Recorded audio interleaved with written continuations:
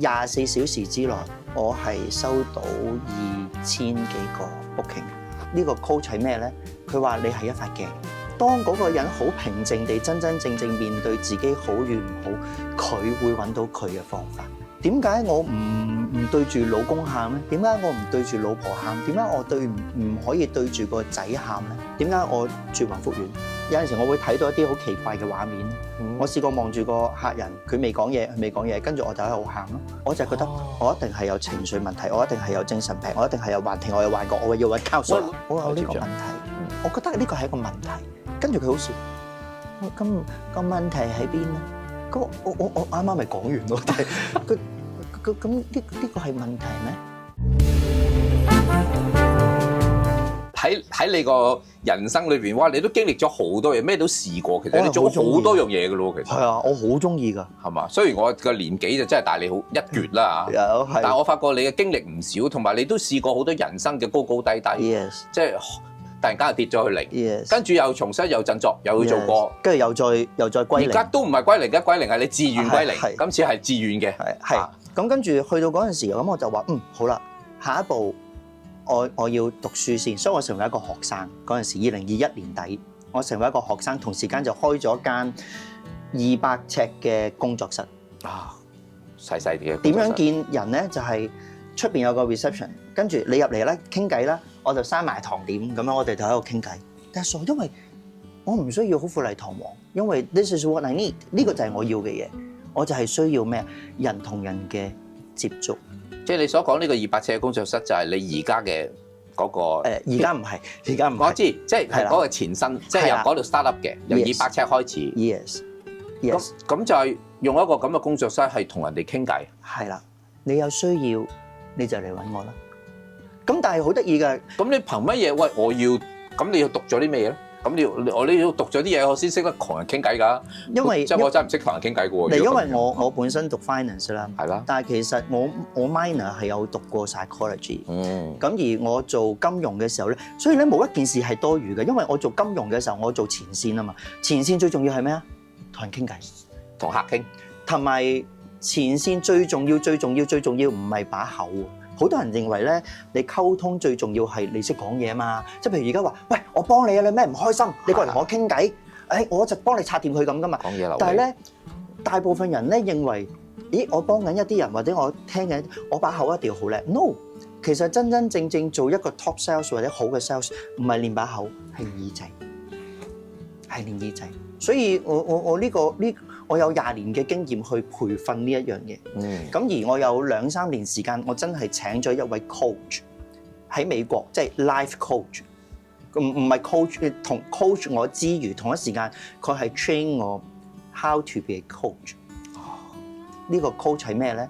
佢話你係一塊鏡，鏡係點樣㗎？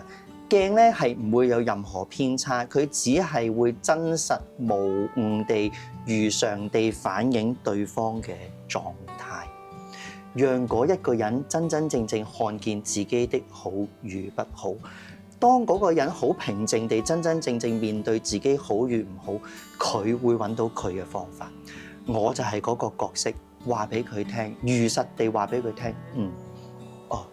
你想離婚？問題喺邊？點解咁樣？而喺我賣公司決定賣公司嘅前2個星期，我係萌生呢個意念，我想做呢一樣嘢嘛。咁我就而家個 IG post 都仲喺度嘅。我好記得我出咗一個 post 就話，其實我都唔知點解我會出呢個 post。咁但係我覺得如果你有需要揾我唔知點解你要揾我。你就 message 呢個電話，呢個電話係我秘書嘅電話，即係你就 message 啦。但係我真係唔知點解你要揾我，但係你覺得你有需要，你就揾我啦。時間未知，地點未知，形式未知，but 呢個就係我哋嘅緣分啦。我就出咗個類似咁樣嘅 post。但係其實你心裏邊已經預備好㗎啦，無論咩人有啲咩問題 ，yes， 你起碼第一個 idea 就我如實反照 ，yes， 我就係 listen 咯 ，listen 啫。咁我就係一塊鏡咁。但係好 surprise， 咁你覺得你邊位啊？即係坦白講啊，你邊位啊？我點解要揾你咧？即係你 who 啱唔啱啊？你頂多可能喺一啲人眼中係一個藝人，可能識得你啦，即係喺電視見過你啦。你想追星，你追大佬，我唔係姜濤啊！即係如果姜濤應該有200幾個人打電話俾佢啊，我係邊個咧？唔會問。但係好有趣地，24小時之內，我係收到2000幾個booking 嘅。2000幾個，你講直情係同你 contact， 即係同你秘書 contact 嘅電話。24小時之內，我想講我2023年9月，我已經 stop 咗接新嘅 case 嘅。2023年9月，好 amazing 喎呢樣嘢。但係咁我未講完，但係我而家呢一刻，我仲見緊，我見緊咩咧？我見緊2022年2月嘅 booking 嘅，而家呢一刻。而家2026年咯喎，啲人等咗我4年，因為我每一年大概見1000到1200個度啦，而家。咁我仲見緊。好犀利㗎啦！一年得365日，你一年1000幾個 case， 即係起碼每日一日4到5，一日起碼要4個啦，最少。Yes， 4個 case。咁你而家咪真係會忙到甩晒碌？有冇其實兼顧到其他嘢咧？咁你仲有好多嘢要做㗎喎。咁你要分 priority 咯。呢5年嚟其實我都慢慢變緊㗎嘛。咁所以咧，以前咧啲人話：喂，你好似要幫人啊，或者做啲咩嘢，或者成日都係咁講話，我要幫助別人，聽你嚟揾我啦，原來唔係嘅。而家咧，我同我啲即係朋友啦，我哋叫朋友啦，我唔會叫 fans 嗰個好似變咗有個距離。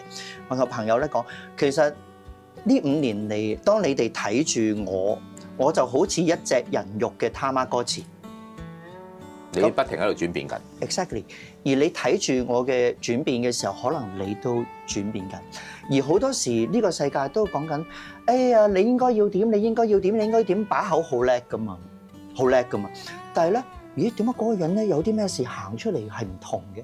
咁我就話咁好簡單啦，不如我就用我嘅人生去話俾你睇，原來呢件事係 work 㗎 ，OK work 㗎，你睇啦，即係我都好坦白。咁你話我係咪好順風順水？都唔係㗎，我一樣同任何人一樣都會經歷生老病死。即係攞自己嘅經歷做一個人生説法。Exactly。你就係一本書啦。Exactly。嚇，你嘅經歷都係一本書。Exactly。咁我想知道，譬如你過去呢幾年接咗咁多個 case 啊，有冇一啲即係喂好特別啊？可以講嚟聽下，我真係好想知。你係咪淨係聽你講咁你咁樣你咁嘅情況，你咁嘅辛苦，你咁樣唔開心咁。咁咪唔係啦，咁咪俾人咁樣就俾人打㗎啦。咁啊好簡單㗎，係啊。咁做啲咩咧？咁樣 case 有好多，因為所以同埋我都好得意地，我將我嘅呢幾年我都寫咗3本書。咁亦都係因緣際會啦。咁所以有啲 case 我寫咗落去，都係圍繞人生嘅苦啦。人生嘅8苦就係離不開生老病死、愛別離、怨憎會、求不得，同埋五陰熾盛。五陰熾盛即係你嘅情緒不斷起伏，我調服唔到，我哋點樣去降服佢咧？咁樣。咁譬如有啲人上嚟揾你傾偈，咁佢好難平靜噶嘛，梗係話一見到你就喊餐飽啊，都未開口已經喊咗啦。咁你都未知發生咩事，咁你點處理？就係望住 OK， 你喊咯，呢半個鐘頭我 free 俾你。冇問題嘅。點解咁講？因為咧，點解佢需要喊咧？情緒咧係無常變化嘅。點解我唔對住老公喊咧？點解我唔對住老婆喊？點解我唔可以對住個仔喊咧？就係因為我放唔低嗰個咩啊？嗰個身份。完全明白。你喺屋企人好多嘢你講唔出口，亦都唔想講佢聽。亦都唔想佢擔心，因為你諗埋佢諗嘅嘢，有好多原因，但係咧，最大嘅原因就係我睇得我呢個我字太重要太大，佢唔可以冇咗我，我唔可以慣低，因為我慣低佢就會慣低，我唔可以令佢擔心，我唔可以弱過佢，我唔可以衰俾佢睇，咁就係佢嘅情緒都要抒發。咁我就話呢個就係一個空間，你喊，但係喊完嗰件事有冇解決到？你嘅煩惱有冇消到？冇噶。咁所以我哋真正，你喊或者你有一個問題，呢個係個果嚟噶嘛？因為大部分人唔開心係因為執着於嗰個結果。點解我住宏福苑有我諗為數都有10個8個，我供斷咗㗎啦，咁我點算？咁如果最冷酷嘅，唔緊要再供過啦咁樣啦，你 no， 佢仲嬲，你咁講我仲嬲啊！你要我再供過？係啦，咁我OK 發生咗啦。就算你點喊，佢都係冇咗。頂人生咁點？人生就係點解你會覺得唔開心？就係因為你有過一樣嘢，你先會冇咗，你先會唔開心。但係其實如果呢一樣嘢唔係從來你擁有嘅，只不過喺嗰段時間佢升起咗，因緣到佢喺你生命當中出現咗。但係既然有生，呢個世界就一定會有滅。就正如你種嗰朵花，無論幾靚都好，佢都係會枯嘅。咁但係你話咁我可以點啊？冇啊，佢就係滅咗咯。咁點啊？咁你嘅人生都係要咁樣去過。所以我哋要揾咩啊？我哋喺當下呢一刻，如果你話俾我聽，你冇一層樓係好傷心，或者你冇咗個老公好傷心。咁我想話，你冇咗層樓傷心啲，定係你冇咗層樓而咁啱嗰日你喺嗰度住，冇咗條命傷心啲？你冇咗層樓傷心啲，定係咁啱你喺嗰度住，但係你燒唔死，但係你燒到半邊身爛晒，死唔去，傷心啲？你覺得你冇咗層樓傷心啲，定係你屋企人全部喺晒入邊？揾唔翻，傷心啲。人開心同唔開心係因為有與冇，係因為有比較。你今日嚟得呢度揾我，即係證明你仲有咩啊？你仲有一個生命，你仲有一個身體，你仲有健康，你仲有你屋企人。咁我哋就喺呢一刻好好去過啦。咁通常聽到之後，我諗有部分人就話真係聽得入耳。Yes， 啊係，你點醒咗我 JJ。但係如果又講啊，喂，點唔明嘅有啲真係啊，真係有點唔明嘅喎。咁而家我點啊？我而家真係冇得食咯，我屋又冇得住，我啲錢冇晒咯噃。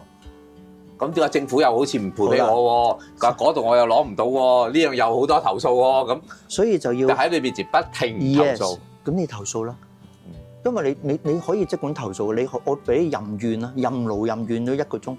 OK， 咁點啊？你咪怨咯，怨完咧，又再俾翻問題佢就怨完咧。Yes， 怨完咧，因為我係嗰塊鏡啊嘛，其實我離唔開嗰個範疇㗎。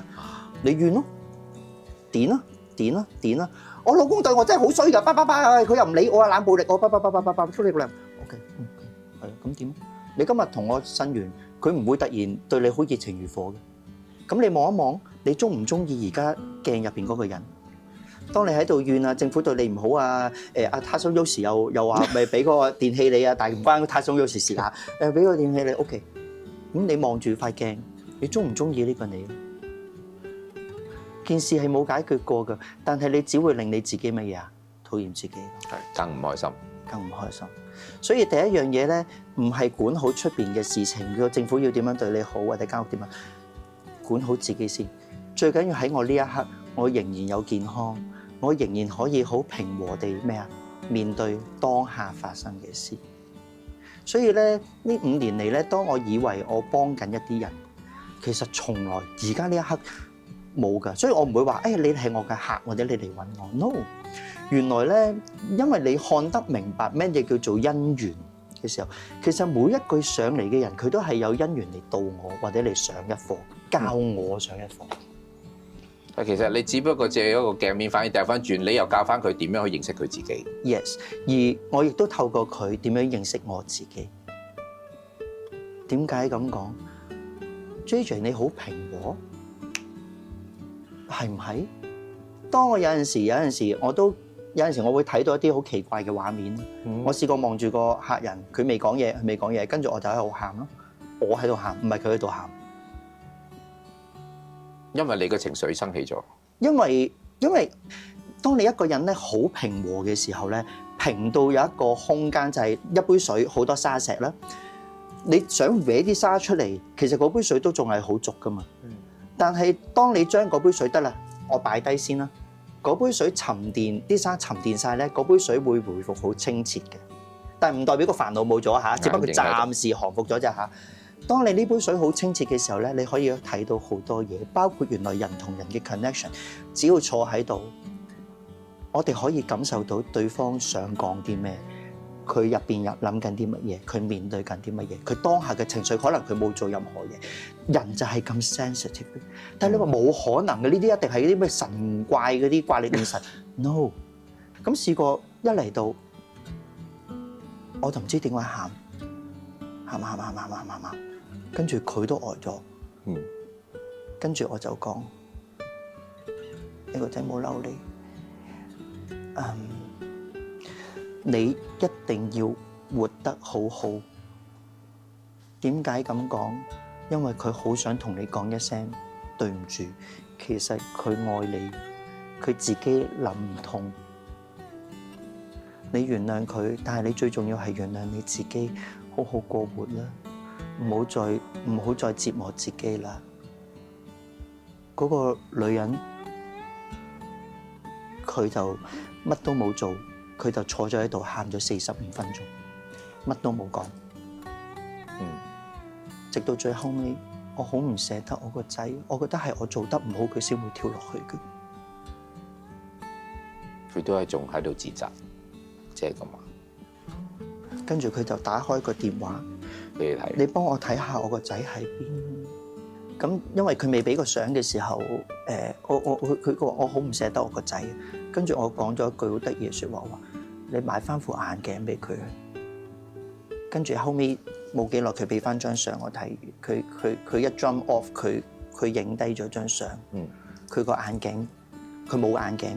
跟住但原來佢有大近視，不過佢個眼鏡飛走咗。咦，真係不可思議喎！咁其實你係感受得到，你從佢個樣又或者只係感覺啫。佢坐喺度，其實每一個人都有嗰個故事㗎啦。嚇！但係佢未必講晒俾你聽㗎噃。佢冇講過俾我聽㗎。係咯。咁但係呢個就係我嘅緣咯。咁呢啲咁嘅經歷會唔會好多次出現啦？又我 Every single day，每一日都出現㗎。每一個人嚟揾我嘅人，我都係咁樣去睇佢哋唔同嘅嘢。咁喺呢5年嚟，一話係5年前，其實呢個感覺你已經有呢種感覺㗎啦。之前我咪話2017、18、19咧，我咪覺得好煩惱嘅，都係有呢啲咁樣嘅情況。但係我唔明啊，我就覺得我一定係有情緒問題，我一定係有精神病，我一定係有幻聽，我有幻覺，我要揾 counselor。會唔會你有時主持過啲咩靈異節目？未㗎，嗰陣時未做嘅，仲未做嘅，未做過。我以為你可能即係做嗰啲節目主持啊，講一啲靈異節目，咁所以你自己吸收到有好多呢啲咁嘅未做嘅嘢，咁先會唔會有影響？我仲喺度諗緊，冇嘅，完全冇。直到後尾，咁我都有呢個煩惱，但係最後尾我係走咗去問咗幾位法師，我有呢個問題，我覺得呢個係一個問題。跟住佢好笑，咁個問題喺邊咧？咁我啱啱咪講完咯，佢咁呢個係問題咩？跟住其實佢都係一塊鏡，呢個係問題咩？跟住咁點解啊？點解咧？哇！我覺得你咁勁嘅呢個師傅有啲料到，點解？你等你思考翻，點解？係你要思考翻點解？咁即係原因啊！佢就係咁樣發生咯，但係重點係佢咁樣發生，咁我哋點樣去睇？點樣去用？咁點樣去用呢件事咧？就係你一定要有個根基咯。個根基係咩嚟？即係話你係嗰架船，人生有好多唔同嘅苦，就喺四方八面有好多浪湧過嚟。你就跟住嗰件發生嘅事不斷擺。你個人要好定，咁呢架船就要好定。即使有浪吹過嚟，你架船都唔喐，咁你就真係要有個錨啦。嗰個錨係咩咧？個錨就係你嘅根基，嗰個錨就係喺我而家呢一刻，個錨就係佛法咯。咁我哋先可以觀世間一切嘅苦，知世間一切嘅苦，度一切世間嘅苦，咁明白世間一切嘅苦，咁嗰個苦就唔係苦咯。哇！所以呢樣嘢，我覺得今日聽完你咁講咧，我最初以為，我請個朋友翻嚟講下，佢點樣可以幫到香港人啊？即係解決佢哋嘅煩惱。好多人啊，好 depress 啊，好 stress 啊，成日喺我面前，哇！我有點幾多煩惱啊咁。我曾經試過啦，懶叻咁喺度，咦？我幫佢解決問題先。你個問題喺邊度？我幫佢諗下點樣去安撫佢。安撫佢，冇事嘅嗰種啦，用嗰個態度。但係咧，自從咧，我亦都試過喺呢個頻道咧，去訪問咗一啲臨床心理學家，佢話唔使，其實你只要聆聽。聆聽係最好嘅方法。第一步你要學識聆聽，唔好俾意見。我以前係懶叻，俾好多意見嘅，發覺俾意見未必係最好嘅。聆聽第一步係最好嘅。冇錯。咁今日聽完而家印證到，你用唔同嘅方法去理解呢件事咧。你話用一面鏡，其實就係等於一個好好嘅聆聽，如實反照，話翻俾佢聽個問題喺邊。同埋當我好似頭先我咪話幫緊人嘅，其實導人者。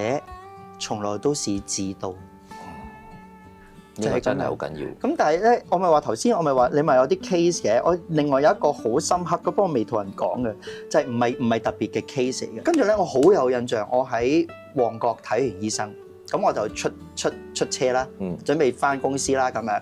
咁出車嘅時候咧，前面有個保安就攔住，唔好出住，因為有行人要過。咁啊 OK 啦，咁啊過啦。過完之後咧，個保安咧就望一望後邊冇車啦，跟住咧咁樣過啦，咁樣我就唔該，咁我就出車啦。咁我一出車出到一半咧，呢度有架港澳車，唔係港澳車，嗰啲中港車，就過緊嚟。佢見我出車，佢俾油，就俾油，專登俾你過。篤油係啦，篤油。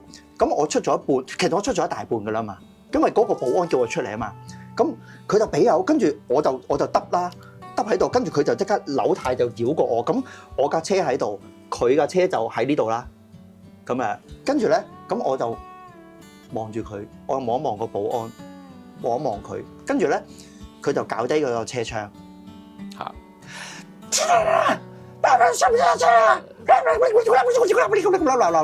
鬧，好大聲，跟住我就望住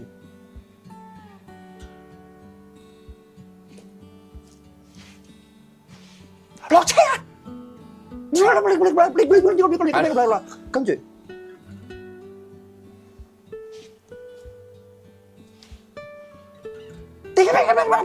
跟住我就望一望管理員。跟住管理員就話：對唔住，我錯，因為佢叫我出啊嘛。係啊。咁啊，跟住後尾綠燈，佢就行前咗啦。咁行前面有一盞紅燈，咁我哋兩個車又停，佢喺前，我喺後啦。咁跟住佢就落車。真係落車？佢落車就敲我個玻璃，砰咁樣敲我。跟住我就我係冇反應啊。跟住算啦，喂，要唔要落車打啦？你咪咁串做乜嘢啊？你做乜唔講嘢啊？你而家驚我呢個？我就撲你噶，乜啊？跟住佢就走咗啦，因為我一句嘢都冇講。其實嗰一下咧，坦白講，因為我嘅情緒其實我都波動緊噶嘛。啱啱我經歷完生死大事，但係我望住佢。好似我而家送一份禮物俾你，喂 Jansen， 好耐冇見，嚟，我買咗架，我樓下有架寶馬，我又有部 iPhone 17嘅 Max Pro， 跟住咧同埋我有4萬零蚊嘅鮑魚同埋海味送俾你，跟住你喂啱啱10幾年冇見，唔使，得啦，唔好啦，唔好搞啲咁嘅嘢，得啦，俾翻你，唔好，俾翻你。即係我送份禮物俾你，你唔收，俾翻我。我望住佢，鬧，我冇收佢俾我嗰份禮物，所以我送翻俾佢。跟住咧，我揸緊車嘅時候，我就覺得，其實佢好苦，唔係我好苦，因為咧佢今日包，但係我唔收佢呢份禮物，佢自己食翻晒。其實佢當日全日都會好唔開心。會啊，我真係相信會啊。佢全日都會好。會啊，一定會。但係其實咧，香港人好多唔開心，就係因為咁，佢送好多嘢出去，有好嘅有唔好嘅，但係對方唔回應，佢自己食翻晒。佢有好多煩惱，佢有好多痛苦，佢覺得呢個對佢唔好，嗰個對佢唔好，同事對佢唔好，所有嘢好唔順。我要發泄啊，但係我冇地方啊，所以我自己食翻晒。所以我出咗去食翻，出咗去食翻，一個 loop， 所以我個腦就會不斷 loop。原來香港人就係咁，唔好香港人就係咁。當然啦，我覺得即係喺我睇法啊，如果對方係咁樣，即係佢真係佢係想發泄，佢想你有反應，咁就中啦。我就可以今日好輕鬆，好鬧完你，你又應完我，再鬧多一次，我就會舒服晒。就最後尾可能就打交。我就好開心，你仲係我想鋪嗰條路。係啊，點知你唔係行嗰條路喎？係啊，咁我就真係唔開心啦。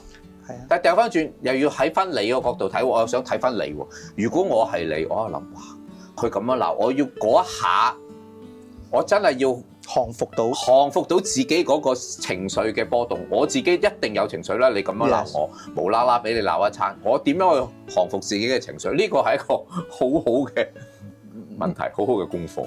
但係咧，我想講如何降服。第一唔係一觸即成，即係唔係話好我今日明啦，我聽日就做，唔係㗎，係要每一日 practice。你個 habit 條係會慢慢平。呢個第一樣嘢。OK， 呢個第一樣嘢，但係你要承認呢一刻我有情緒，你唔好話點解我會有情緒，冇啊，你就係有情緒咯。但係你要知啊，人另外一個煩惱就係佢唔肯承認一啲嘢。我唔開心，我咪唔開心，我有情緒問題，但我要睇點解我會有情緒，點解我會唔開心。譬如你話，譬如 Jensen， 你覺得 Jensen 係一個人，我係 Jensen 啊嘛，我有唔開心，你中唔中意唔開心呢個情緒啊？唔中意。所以我唔想唔開心，但係我仍然都係好唔開心。咁 Jensen 係咪 Jensen 咧？如果 Jensen 係 Jensen 係一個我，即係佢有意識啦，佢可以管理到 Jensen 呢個人啦。咁所有嘢你都應該好了了分明啦。咁點解你唔可以控制到自己開心唔開心咧？咁即係其實 Jensen 唔係 Jensen 喎。咁究竟邊個唔開心緊咧？所以我喺度即時答你就話。好多時我會係知道嘅 ，yes， 我知道我唔開心嘅，係嘛？但問題係我肯唔肯承認呢樣嘢？冇錯，係嘛？冇錯，同埋究竟邊個唔開心？係啊！哇！今日呢個課題咧講下咧，講咗好似係我一個好認識自己，要認識自己一個人生嘅道理。不過當然呢個只不過係我同阿 JJ 咧喺度傾偈之中咧，可以發覺原來咧。